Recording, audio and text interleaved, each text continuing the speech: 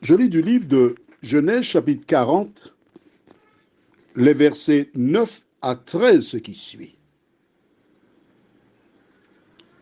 Le chef des échansons raconta son songe à Joseph et lui dit, dans mon songe, voici, il y avait un sceptre devant moi. Ce sceptre avait 3 sarments. Quand il eut poussé, sa fleur se développa et ses grappes donnèrent des raisins mûrs. La coupe de Pharaon était dans ma main. Je pris les raisins, je les pressai dans la coupe de Pharaon et je mis la coupe dans la main de Pharaon. Joseph lui dit, en voici l'explication. Les 3 sarments sont 3 jours. Encore 3 jours et Pharaon relèvera ta tête et te rétablira dans ta charge. Tu mettras la coupe dans la main de Pharaon comme tu en avais l'habitude lorsque tu étais son échanson. Prions. Notre Seigneur et notre Dieu, nous continuons donc de découvrir ce chapitre de Genèse, chapitre 40. Que le Saint-Esprit continue de nous éclairer afin que nous comprenions la parole qui est si simple, si belle. Nous t'avons prié au nom de Jésus et pour ta gloire éternelle. Amen. David, c'est un jeune garçon qui aimait le sensationnel. Il cherchait à comprendre les songes, les interpréter. Mais en faisant cette démarche, il a rencontré, malheureusement pour lui, des livres qui l'entraînèrent vers les communautés occultes, on va dire ça comme ça. Ce jeune homme, Joseph, est arrivé à l'âge de 17 ans en Égypte. Il n'a été dans aucune école pour apprendre à interpréter les songes. Il y a des personnes qui vont dans des écoles pour se former pour être pasteur, curé, etc. Je ne dis pas, écoutez-moi bien, si tu dormais, ouvre tes yeux, mets 2 bois d'allumettes pour chaque œil, pour ne pas dormir. Je ne dis pas que des écoles sont inutiles, ce n'est pas ce que je dis. Je dis que ce jeune homme n'a jamais été à l'école, mais il a été formé par Dieu. À l'âge de 17 ans, il a été vendu. Il se trouve en Égypte.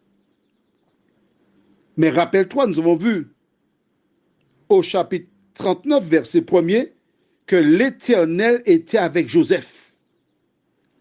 Nous n'avons pas tous les détails, mais je reste convaincu que Joseph le soir priait son Dieu.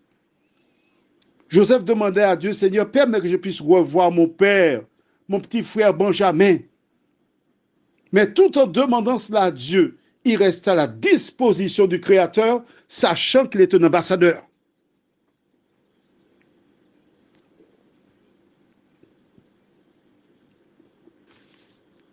La Bible ne donne pas tous les détails. Mais si tu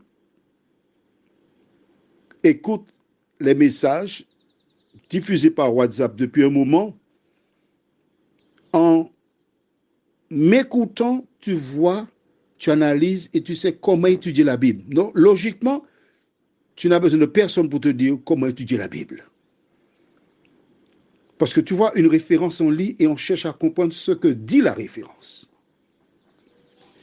Le chef des échansons indique qu'il y avait dans son songe un sceptre devant lui. Il y avait 3 sarments. Pourquoi pas 2? Pourquoi pas 4? Pourquoi pas 5 sarments? 3 sarments. Première fois qu'on trouve le chiffre 3. Certaines personnes seraient tentées de dire que si Dieu a choisi le chiffre 3, c'est parce qu'il veut nous dire quelque chose. Et on pourrait être tenté de dire que s'il a pris 3, c'est tout simplement parce qu'il veut introduire dans notre cerveau l'idée de... C'est une parenthèse, hein? D'accord? Une parenthèse. Du Père, du Fils et du Saint-Esprit. Ce n'est qu'une parenthèse, d'accord? C'est pas dit là-dedans. Mais on peut. Surtout, regarde bien. Je mettrai la coupe dans la main de Pharaon. Et que dit Joseph? Les 3 sarments sont 3 jours. Encore 3 jours. Le chiffre 3. 3 jours, pas peut-être dimanche, lundi, mardi, etc. Mais c'est 3 jours. Donc 3 jours différents.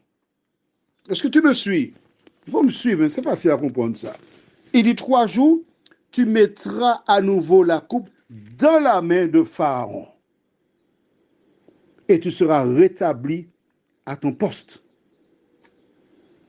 Tu sortiras de prison et tu continueras à vivre.